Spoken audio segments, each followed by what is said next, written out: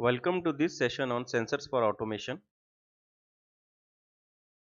And the objective of this session is to learn about sensors for automation and interfacing with PLC. The one line definition for the term sensor is it is a device which converts non-electrical quantity into the electrical form either in the voltage or in term of current. So sensors are used for detecting and often measuring the magnitude of something. They converts mechanical, magnetic, thermal, optical and chemical variations into electrical voltage and current. So sensors are usually categorized by what they measure and they play an important role in the modern manufacturing process control. Here we have the list of few sensors which are the most famous in the automation process in industries. The first one is the proximity sensor, which is further have the two categories, inductive and capacitive. Second is magnetic reed switch. Next, light sensor. Then next one is the fiber optic sensor. Then ultrasonic sensor. Then strain gauge load cell, thermocouple temperature sensor, turbine type flow meter, tachometer generator feedback. So let us begin with this proximity sensor.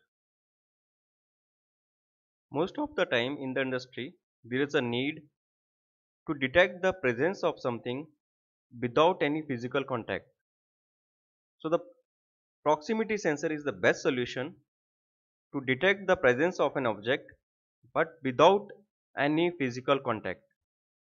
So this is the combination of solid state electronic device which are completely encapsulated to protect against excessive vibration, liquids, chemicals and corrosive agents found in the industry environment. So proximity sensors are used when the object being detected is too slow or lightweight or soft to operate a mechanical switch. Second reason is rapid response and high switching rates are required as in counting or ejection control applications. An object has to be sensed through non-metallic barriers such as glass, plastic and paper curtains. The last one is the hostile environments demands improved sealing properties and the prevent proper operation of mechanical switches. The proximity sensors are divided into two categories. The first one is the inductive type and second is capacitive type. And the choice between these two sensors, whether we have to use the capacitive or whether we have to use the inductive, is dependent on what thing we are going to be measure. For example, in the application for non-contact metallic target sensing, an inductive type proximity sensor is used. So inductive proximity sensor operates under the electrical principle of inductance, where a fluctuating current induces an electromotive force in the target object. The oscillator circuit generates a high frequency electromagnetic field that radiates from the end of the sensor, and when the metal object enters the field, eddy currents are induced in the surface of the object, and the eddy currents on the object absorb some of this radiated energy from the sensor and resulting in the loss of the energy, which changes the strength of this oscillator. The sensor detection circuit monitor the oscillator strength and trigger a solid state output of the specific level. Once the metal object leaves the sensing area, the oscillator returns to its initial value, the PLC. The next type of proximity sensor is capacitive. The capacitive proximity sensors are similar to the inductive proximity sensors, but there is a one difference. The capacitive proximity sensor produces an electrostatic field instead of electromagnetic field and are actuated by both conductive and non-conductive materials. This capacitive sensor contains a high frequency oscillator along with a sensing surface formed by two metal electrodes. You can see here. So when the target uh, becomes near the sensor, it enters the electrostatic field of the electrode and changes the capacitance of the oscillator.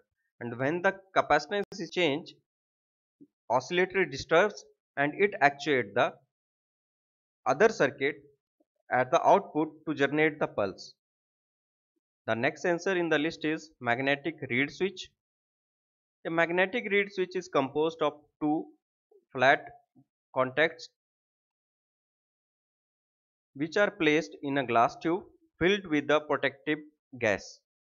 So when a magnetic force is generated parallel to the reed switch, the reed becomes flux carrier in the magnetic circuit and the overlapping end of the reed becomes opposite magnetic poles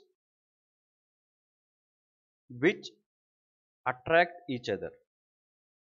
So if the magnetic force between the poles is strong enough to overcome the restoring force of the reed, then reeds will be drawn together to actuate the switch. And because the contacts are sealed, they are unaffected by the dust, humidity, fumes, and thus their life expectancy is quite high.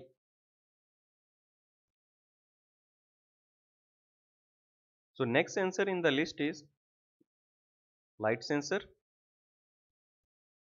So the photovoltaic cell and the photoconductive cell are two examples of the light sensors. The photovoltaic or solar cell reacts to the light by converting the light energy directly into the electrical energy. But in case of a photoconductive cell, it reacts to the light by change in the resistance of the cell.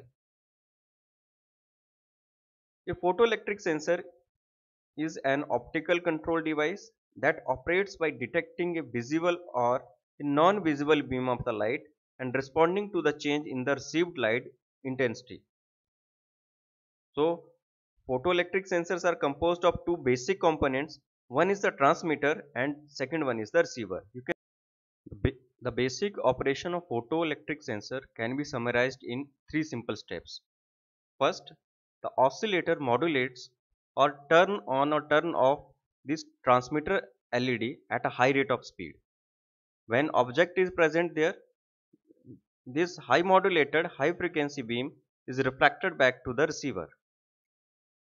So the receiver decodes the light beam and switches the output device and further which is interface with the load. Right? And the PLC is also acting in place of this load here. Further, the scanning process by using this light sensor having the two categories, which is dependent on the placement of transmitter and receiver. The first one is through beam scan, where transmitter and receiver are placed at a distance but in line. When the object becomes near to these sensors, it creates the obstacle between the beam and that is converted to the pulse, and that indicates the presence of the object between the beam. The second case is retroreflective scan. In this case, the transmitter and receiver both are molded in the single unit.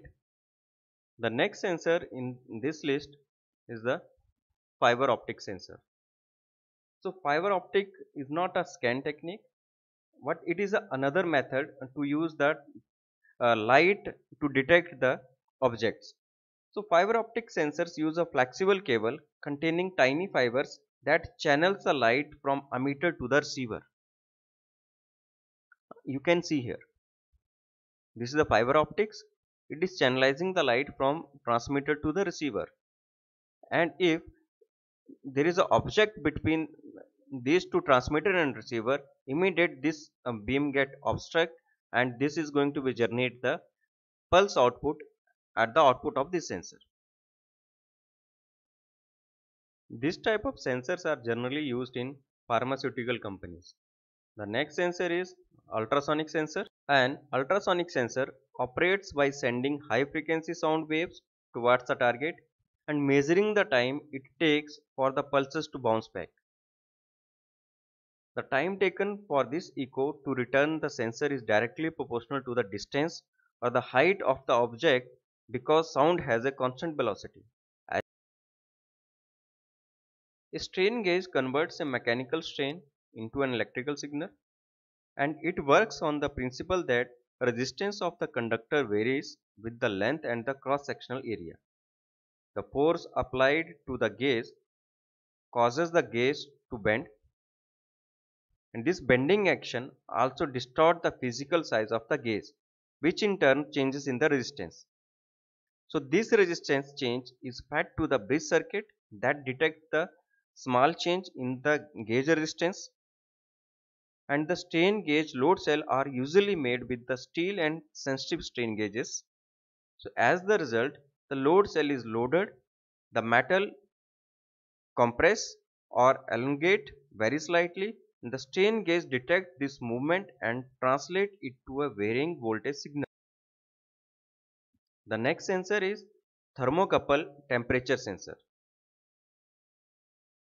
The thermocouple is the most widely used temperature sensor, and thermocouple operates on the principle that when two dissimilar metals are joined, a predictable DC voltage will be generated that relates to the difference in the temperature between the hot junction and the cold junction. This is generally work on the Seebeck effect. The hot junction is the joined end of the thermocouple that is exposed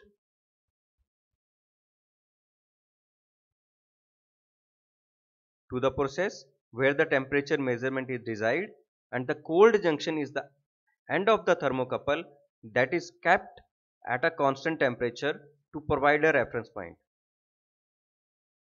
So in this way, with the help of a Seebeck effect,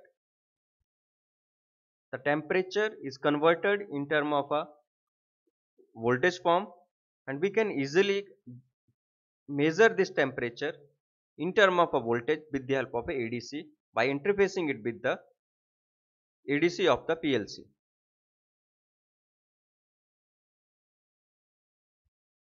The next sensor in the list is the turbine type flow meter. So the turbine type flow meter are popular mean of the measurement and control of liquid products in the industry. So turbine flow meters are like windmills which utilize their angular velocity rotation to indicate the flow velocity. The operation of the turbine flow meter is shown here. Its basic construction consists of blades of the turbine rotor installed in a flow tube.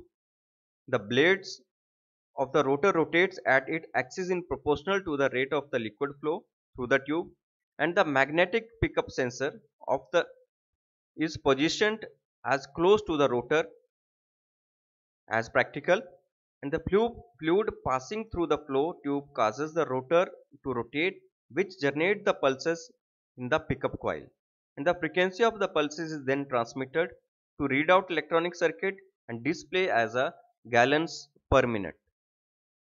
Or this also becomes the input to the counter of the PLC to convert these generated pulses in term of a digital form or interpret this in term of the flow measurement. So this is all about the sensors used in the automation process. So thanks for watching this video.